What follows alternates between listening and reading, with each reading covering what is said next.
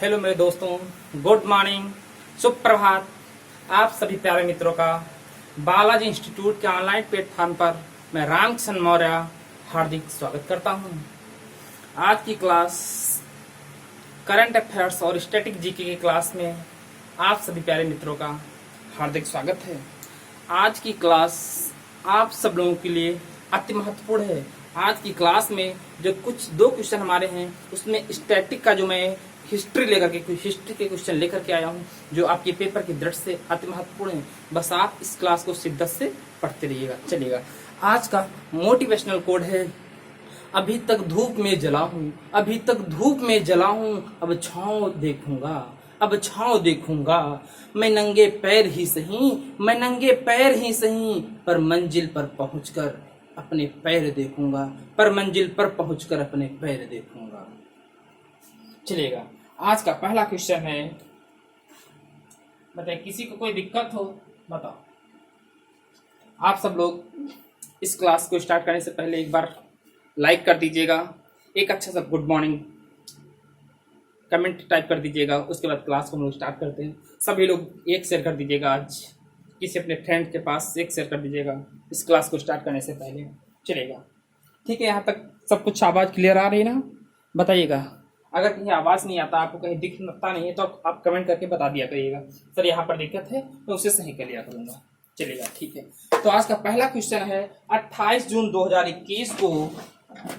पहला क्वेश्चन है 28 जून 2021 को, 28 जून 2021 को सी ब्रिज 2021 सैन्य युद्धाभ्यास 2021 सी ब्रिज 2021 सैन्य युद्धाभ्यास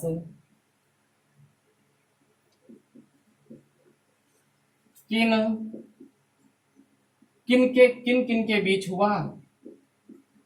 किन के बीच हुआ?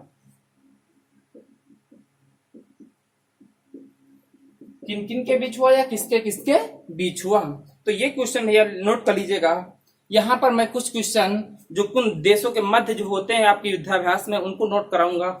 आप शिद्दत से नोट कर लीजिएगा, आपका 1 नंबर यहाँ से आपको अवश्य देखने को मिलेगा।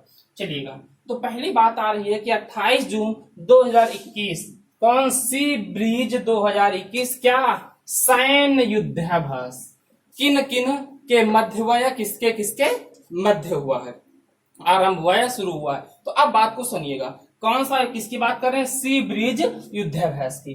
तो ये युद्धाभ्यास किसके मध्य हुआ है? तो नोट कर लीजिएगा सभी लोग, यह युद्धाभ्यास यूक्रेन और नाटो के मध्य हुआ है।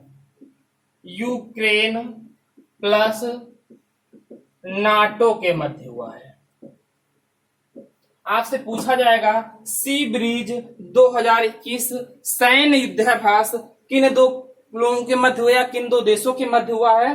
तो यूक्रेन और नाटो। आप कहेंगे सर नाटो क्या है? नाटो एक संगठन है, जो किसका संगठन है? अमेरिका का संगठन है, और अमेरिका का इसमें मुख्य रूप से है और उसके सहयोगी सदस्य हैं। ये किसके लिए बनाया गया था? ये रूस के विपक्ष में बनाया गया था। चलिएगा, अब बताइएगा, अगर पूछा जाएगा यूक्रेन नाटो के मध्य हुआ था, आपसे अगला क्वेश्चन पूछा जाएगा ये कहाँ हुआ है युद्धाभ्यास? तो ये मालाबार में हुआ है। मालाबार में नहीं, काला सागर में हुआ है। कहाँ हुआ है? काला सागर में। कब हुआ भैया? 28 जून को प्रारंभ हुआ है, 28 जून को। ठीक है, अगला क्वेश्चन अब यहां से आपका बनेगा। अब आप लोग थोड़ा सा नोट कर लीजिएगा, मैं कई ढेर सारे जो अच्छे पूछे जाने वाले हैं पेपर की दृष्टि से अति महत्वपूर्ण जो युद्धाभ्यास है, मैं वो नोट करने जा रहा हूं। आप अच्छे से नोट कर लीजिएगा। देखिएगा, पहला युद्धाभ्यास पूछा जाता है आपसे खंजर युद्धाभ्यास। कौन सा? खंजर युद्धाभ्यास पूछा जाएगा। खंजर युद्धाभ्यास किन दो देशों के मध्य होता है? तो नोट कर लीजिएगा, भारत और किर्गिस्तान के मध्य। किसके? भारत प्लस किर्गिस्तान के मध्य होता है। अगला आपसे पूछा जाएगा क्वेश्चन नंबर दूसरा पूछा जाएगा आपसे कि क्या वज्र प्रहार युद्धाभ्यास, कौन वज्र प्रहार युद्धाभ्यास किन किन के मध्य होता है? तो लिखिएगा भारत और बांग्लादेश के मध्य। अगला तीसरा पूछा जाता है, तीसरे पे आप लगा लीजिएगा 5 स्टार, आपके कुछ अति महत्वपूर्ण। एक्स डेजर्ट नाइट युद्धाभ्यास, कौन सा? एक्स डेजर्ट नाइट युद्धाभ्यास। अब ये पूछा जाएगा ये एक्स डेजर्ट नाइट युद्धाभ्यास किन दो देशों के मध्य हुआ था? तो ये भारत और फ्रांस के मध्य हुआ है। किसके किसके बीच? नोट करिएगा, भारत प्लस फ्रांस के मध्य हुआ था। अब बताइएगा, एक क्वेश्चन यहां से और पूछा जाएगा, अभी हाल ही में ये कहां हुआ था? एक्स डेजर्ट नाइट युद्धाभ्यास कहां हुआ था भारत और फ्रांस के बीच? नोट करिएगा, जोधपुर में हुआ है। जोधपुर भैया कहां? राजस्थान में है। ठीक है, अब अगला भैया तीसरा लिखिएगा, दिख रहा है यहाँ तक किसी कोई दिक्कत? चलिएगा, चौथा लिखेगा युद्धाभ्यास, नोट कर लीजिएगा, मैं अच्छे से नोट करा रहा हूं। चौथा युद्धाभ्यास पूछा जाता आपसे है मालाबार युद्धाभ्यास। मालाबार युद्धाभ्यास किसके किसके मध्य होता है? भैया ये क्वेड के देश, ये क्वेड संगठन है, उनके जो 4 देश हैं वो इसमें क्या करते हैं? उन चारों देशों के मध्य होता है। तो कौन कौन से 4 देश हैं? यूएसए अमेरिका है, और कौन है? भारत है, और कौन है? जापान है, और कौन है? ऑस्ट्रेलिया है। ठीक है, यूएसए, भारत, जापान और ऑस्ट्रेलिया के मध्य कौन सा युद्धाभ्यास होता है? तो मालाबार युद्धाभ्यास होता है। क्वेश्चन नंबर 5वां आपसे पूछा जाएगा सूर्य किरण युद्धाभ्यास किसके किसके मध्य होता है? सूर्य किरण युद्धाभ्यास किसके किसके मध्य होता है? नोट करिए लीजिएगा, भारत और नेपाल के मध्य। भारत नेपाल के मध्य कौन सा युद्धाभ्यास होता है? सूर्य किरण।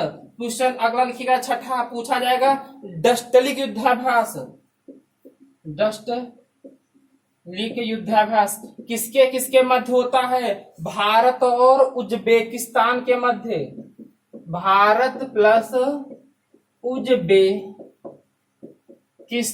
के मध्य होता है। अब देखिएगा, आप इन्हें अच्छे से नोट कर लीजिएगा। आपसे पूछा जाएगा वज्र प्रहार युद्धाभ्यास किन 2 देशों के मध्य होता है? भारत और बांग्लादेश के बीच। खंजर युद्धाभ्यास किसके किसके मध्य होता है? भारत और किर्गिस्तान के मध्य। आपसे पूछा जाएगा मालाबार युद्धाभ्यास किन देशों के मध्य होता है? तो यूएसए, भारत, जापान और ऑस्ट्रेलिया के मध्य। पूछा जाएगा सूर्य कड़ी युद्धाभ्यास किसके मध्य होता है? भारत और नेपाल के मध्य होता है। डस्टलिक युद्धाभ्यास किसके मध्य? भारत और उज्बेकिस्तान के मध्य होता है। ठीक है, ये आपको यहाँ पर इसमें भी आपको स्टार बना लीजिएगा, वज्र प्रहार, एक्स डेजर्ट नाइट युद्धाभ्यास और मालाबार युद्धाभ्यास, और इसके साथ डस्टलिक युद्धाभ्यास। इन 4 पे स्टार लगा लीजिए। आपको यहाँ से एक क्वेश्चन पेपर में अवश्य देखने को मिलेगा। आप सब लोग तैयारी को अब धार दे दीजिएगा स्पीड, क्योंकि कोरोना के केस बहुत कम हो चुके हैं। अब आपके एग्जाम जल्द ही, जो एग्जाम होने वाले हैं, होना है, वो सब एग्जाम जल्द से जल्द हो जाएंगे। बहुत सारे एग्जामों की डेट भी आ गई है और नई वैकेंसी भी आने वाली है कई सारी। आप सब लोग अपनी तैयारी को धार देते रहिएगा। ठीक है, अच्छी तैयारी करते रहिएगा। चलिएगा, आज का दूसरा क्वेश्चन है, मिटा देते हैं ना इसे, या तक कोई दिक्कत किसी को नहीं है।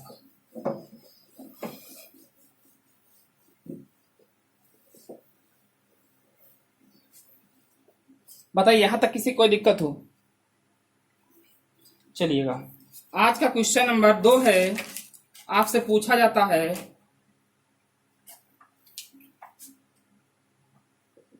क्वेश्चन नंबर 2 आपसे पूछा जाएगा, क्या पूछा जाएगा? The order of polar star. The order of polar star किस देश का सर्वोच्च सम्मान पुरस्कार है? The order of polar star किस देश का सर्वोच्च सम्मान है? सर्वोच्च पुरस्कार या सर्वोच्च सम्मान है। चलिएगा भैया, देखिएगा क्वेश्चन आपसे कह रहा है the order of the polar star, ये जो है सर्वोच्च सम्मान किस देश का है? लिख लीजिएगा भैया, कहाँ का है? मंगोलिया का। आपसे क्वेश्चन पूछा जाएगा the order of polar star किस देश का सर्वोच्च पुरस्कार है, तो आप बताएंगे कहाँ का है? मंगोलिया का। अब देखिएगा यहां से क्वेश्चन कैसे बनता है, ये आपको अच्छे से याद रखना है। अब आपसे पूछा जाएगा ये किसे मिला है? ये आरवी संभरवाल को मिला है। किसको मिला है? आरवी संभरवाल को मिला है। अगला आपसे क्वेश्चन पूछा जाएगा ये किस देश के निवासी हैं? ये रूस के निवासी हैं। अगला आपसे यहां से क्वेश्चन, तो आप इसे याद मत रखिएगा, आप तो ये क्वेश्चन सिर्फ याद रखिएगा कि the order of polar star किस देश का सर्वोच्च पुरस्कार है। बस आप इसे याद रखिएगा, ये मत याद रखिएगा किसे मिला किसे नहीं मिला, ये नहीं पूछा जाएगा। ठीक है, अगला क्वेश्चन आपसे पूछा जाएगा मंगोलिया, बात किसकी थी? इस मंगोलिया की। तो आप बताइएगा मंगोलिया की राजधानी क्या है? बात हो रही है इस मंगोलिया की, बताइएगा मंगोलिया की राजधानी क्या है? लिख लीजिएगा उलन बटोर। राजधानी क्या है भैया? उलन बटोर। अगला क्वेश्चन आपसे पूछा जाएगा मंगोलिया एक क्या लैंड लॉक कंट्री है? तो आप कहेंगे हाँ, मंगोलिया एक क्या है? लैंड लॉक कंट्री देश है। अब आप कहेंगे सर लैंड लॉक का मतलब क्या है? यह जो मंगोलिया है यह चारों तरफ से क्या स्थलीय सीमा बनाता है, कोई जलीय सीमा नहीं बनाता, उसे क्या कहा जाता है? Land lock country. ठीक है, अगला आपसे क्वेश्चन पूछा जाता है, क्या पूछा जाएगा? अगला बताइएगा क्वेश्चन यहां से आपसे पूछ लिया जाएगा, नोट बनाइएगा आप लोग, नोट बना के लिखिएगा। क्वेश्चन में पूछा जाता है भारत और मंगोलिया के बीच क्या कोई युद्धाभ्यास होता है? तो आप कहेंगे हाँ, लिखिएगा भारत और मंगोलिया के मध्य कौन सा युद्धाभ्यास होता है? तो लिखिएगा elephant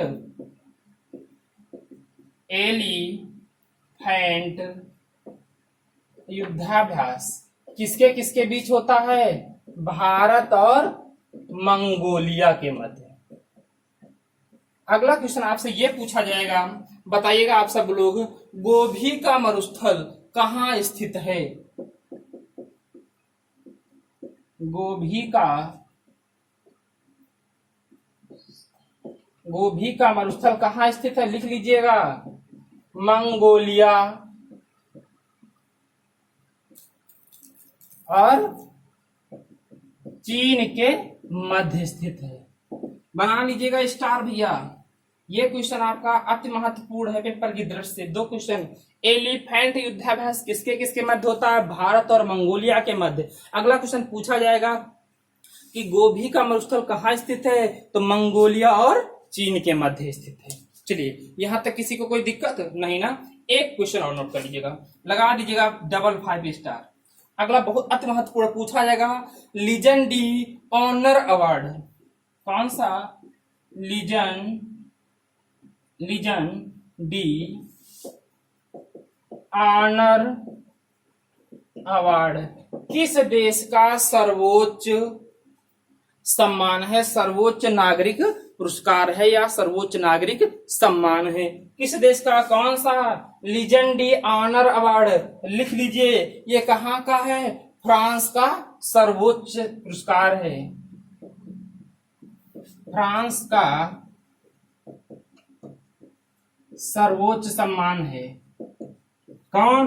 legion d'Honneur award. Star बना लीजिएगा आप तो इस क्वेश्चन पर, बहुत अति महत्वपूर्ण है। देखिएगा ये नहीं पूछा जाएगा the order of polar star award किसे दिया गया, ये नहीं पूछा जाएगा। पूछा ये जाएगा the order of polar star जो है पुरस्कार किस देश का सर्वोच्च नागरिक पुरस्कार है, तो आप बताएंगे मंगोलिया का। चलिएगा यहां तक किसी को कोई दिक्कत नहीं ना। चलिएगा अब हम लोग चलते हैं अगले क्वेश्चन पे, इसको रफ पढ़ लेते हैं ना।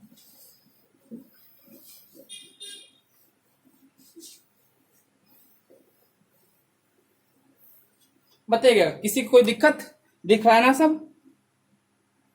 चलिए क्वेश्चन नंबर 3 पर चलते हैं हम लोग। क्वेश्चन नंबर 3 पर आपसे यह पूछा जाता है कि लेबनान, लिखिएगा लेबनान किस महाद्वीप में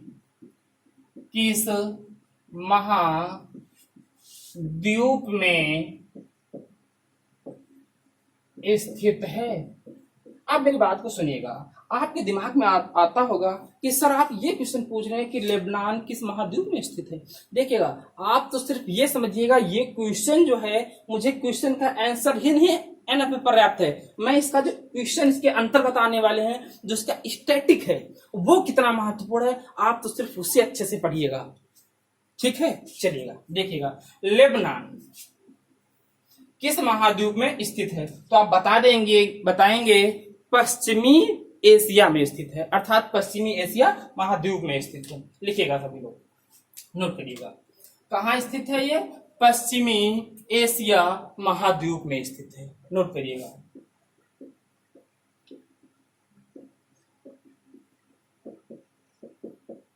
पश्चिमी एशिया में स्थित है।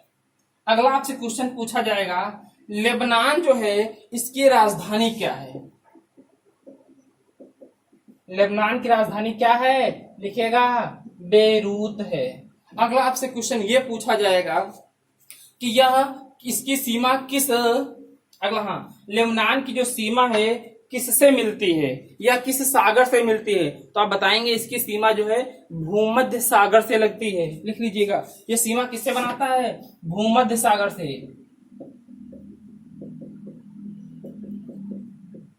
भूमध्य सागर से क्या बनाता है, अपनी तटीय सीमा बनाता है। अगला क्वेश्चन आपसे ये पूछा जाएगा लेबनान में एक क्या हुई थी, त्रासदी हुई थी। आपसे पूछा जाएगा लेबनान में किसके रिसाव से त्रासदी हुई थी। 4 आपको ऑप्शन दिए होंगे, तो आप बताएंगे किसके, अमोनियम नाइट्रेट के। ये आपसे क्वेश्चन पूछा जाएगा लेबनान में 2020 में किस पदार्थ के या किस गैस के रिसाव के कारण त्रासदी आई थी। तो नोट करिएगा लेबनान में 2020 में किसके, अमोनियम, हिंदी में लिख देता हूं मैं, अमोनियम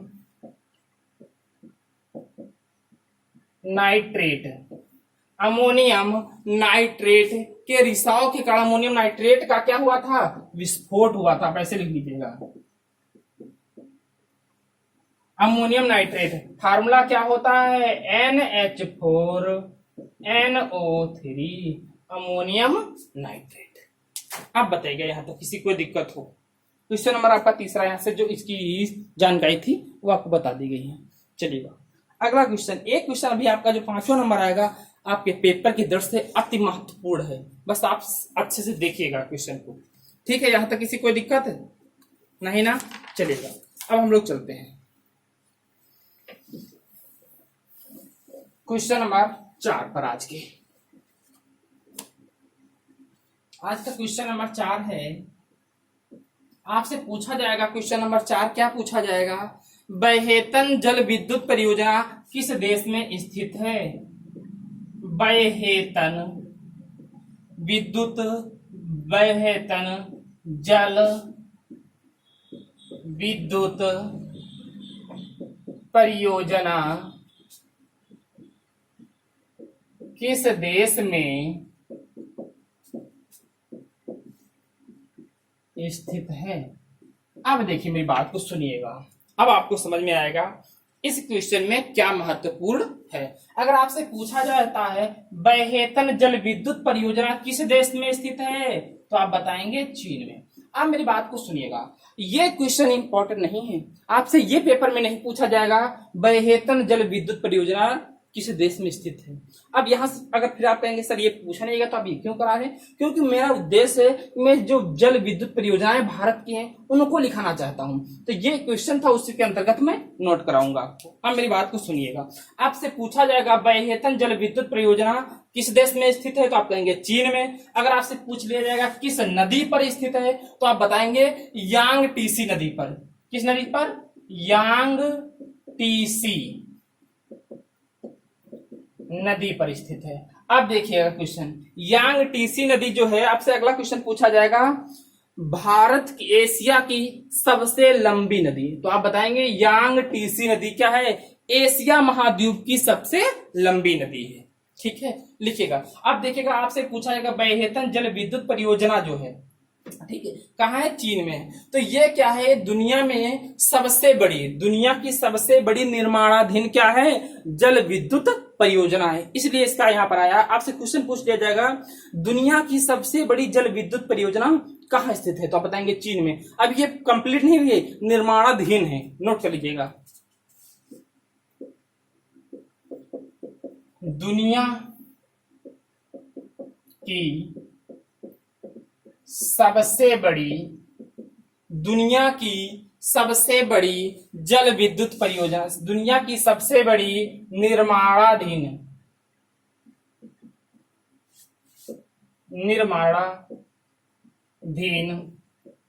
जल विद्युत परियोजना,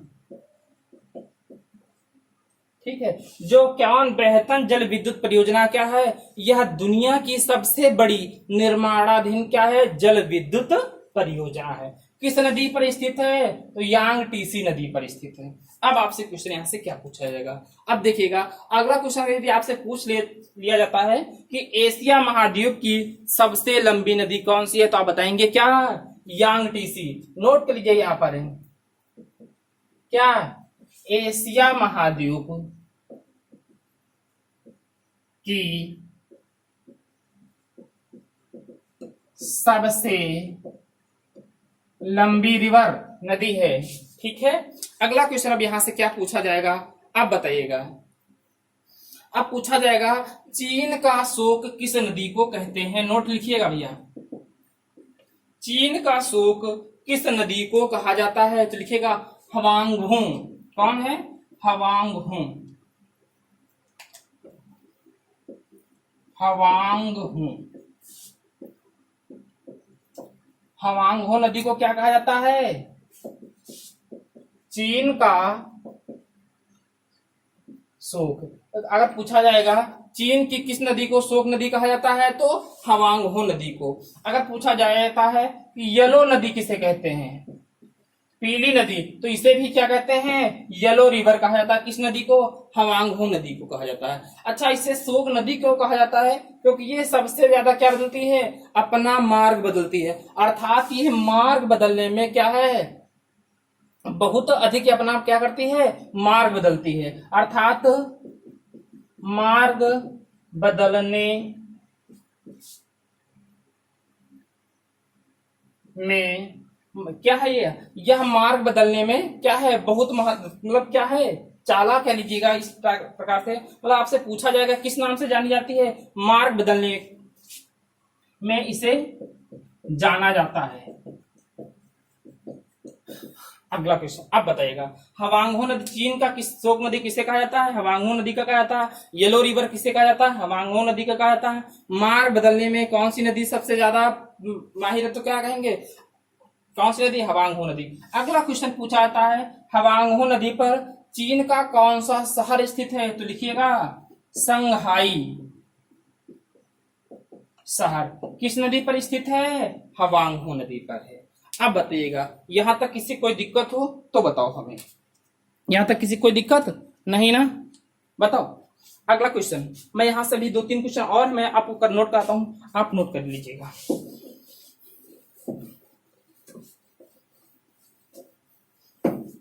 आपसे क्वेश्चन पूछा जाएगा, क्या क्वेश्चन पूछा जाएगा?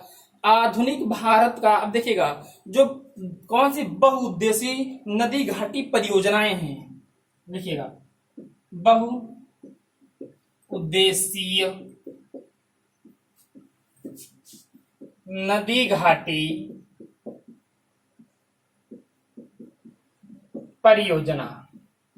अब मेरी बात को समझिएगा, बहुउद्देशीय नदी घाटी परियोजना को क्या किसने, पंडित जवाहरलाल नेहरू ने क्या कहा था, इसे आधुनिक भारत का मंदिर कहा था। परियोजना को किसने, पंडित जवाहरलाल नेहरू ने, पंडित जवाहरलाल नेहरू ने क्या कहा था, क्या कहा था, आधुनिक भारत का मंदिर,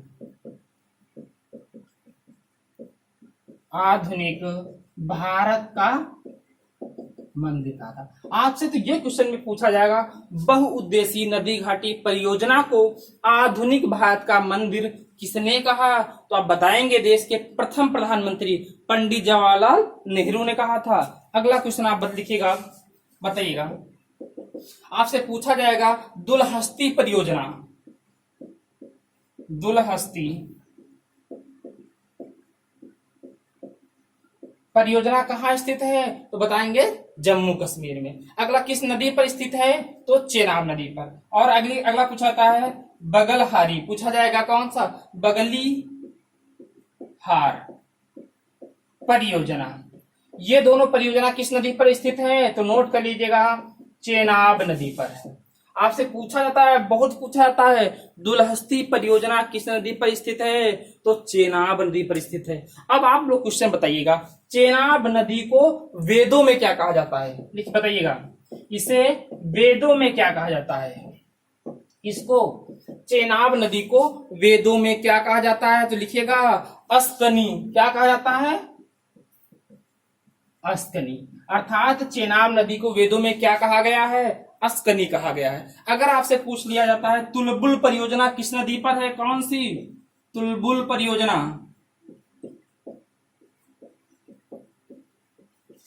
किस नदी पर है, तो झेलम नदी पर है। आप बताइएगा झेलम नदी को वेदों में क्या कहा गया है, झेलम नदी को वेदों में क्या कहा गया है, बताइएगा। इसे वेदों में कहा गया है वितिस्ता। क्या कहा गया है, वितिस्ता। चलेगा, अब बताइएगा, यहां तक किसी कोई दिक्कत हो, पूछो तुम लोग, बताओ यहां तक कोई दिक्कत हो किसी को। अगला क्वेश्चन पूछाएगा, बहुउद्देशीय नदी घाटी परियोजना को पंडित जवाहरलाल नेहरू ने क्या कहा था, तो आप बता देंगे आधुनिक भारत का मंदिर कहा था। ठीक है, हो जाता है क्वेश्चन को मिटाते हैं ना। देखिएगा भाई, नोट करिए जल्दी से।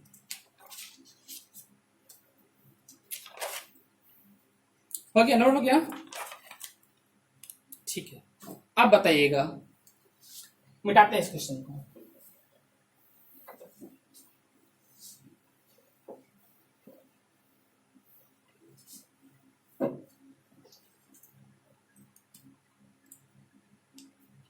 क्वेश्चन नंबर 5वां है, लास्ट का है, लिखिएगा। क्वेश्चन नंबर 5, क्वेश्चन नंबर 5 आपसे पूछा जाता है, दूती चंद किस खेल से संबंधित है, दूती चंद किस खेल से संबंधित हैं, लिखिएगा, बताइएगा। दूती चंद किस खेल से संबंधित हैं। अब देखिएगा इससे कितने क्वेश्चन बनने वाले थे, मैं करा रहा हूं। जो दूती चंद हैं ये किस खेल से संबंधित हैं, तो नोट करिएगा, ये क्या है, धाविका है। ये क्या है, एक धाविका है। क्वेश्चन इनसे पूछा जाएगा, जो दूती चंद हैं किस राज्य से की निवासी हैं, तो ये उड़ीसा से हैं। किस राज्य से हैं, उड़ीसा से हैं। ठीक है, अगला क्वेश्चन पूछा जाएगा, दूती चंद को कौन सा पुरस्कार दिया गया था, छत्तीसगढ़ का वीरनी पुरस्कार, लिखिएगा, छत्तीसगढ़ वीरनी पुरस्कार।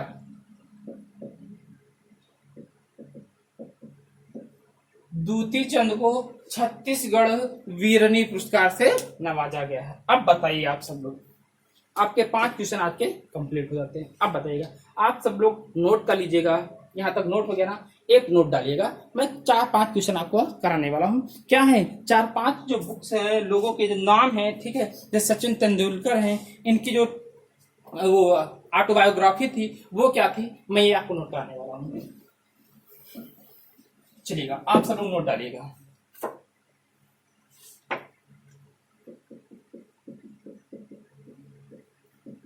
पहला क्वेश्चन आपसे पूछा जाएगा, प्लेइंग इट माई वे किसकी ऑटोबायोग्राफी है? आपसे पूछा जाएगा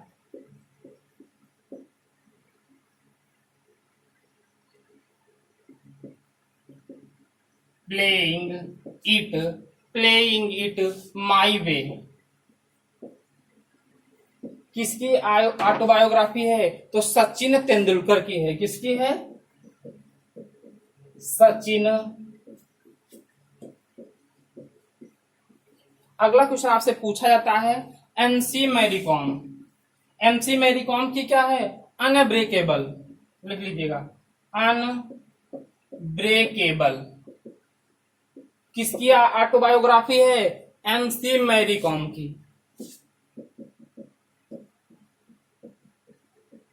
एमसी मैरी कॉम के बारे में मैं बताया है, ये क्या है, एक बॉक्सिंग खिलाड़ी हैं, ठीक है। कहाँ की निवासी हैं? मणिपुर की निवासी हैं। इन्होंने क्या किया? 6 बार यहाँ विश्व चैंपियन रही हैं। चलिएगा, तीसरा क्वेश्चन आपसे ये पूछा जाएगा, बताइएगा, a country is not enough. लिखिएगा, ए कंट्री इज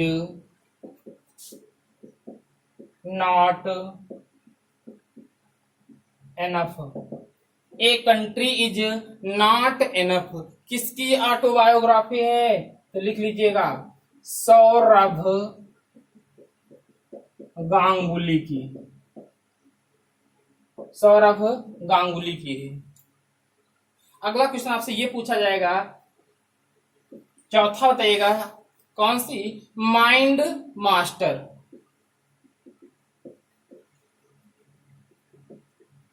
किसकी ऑटोबायोग्राफी है? विश्वनाथ की है। किसके है? विश्वनाथ की है। 5वीं भी लिख लीजिएगा, आपसे पूछा जाएगा, 281 एंड बियॉन्ड। 281 एंड बियॉन्ड किसकी ऑटोबायोग्राफी है? तो लिख लीजिएगा, वीवीएस लक्ष्मण की है। वीवीएस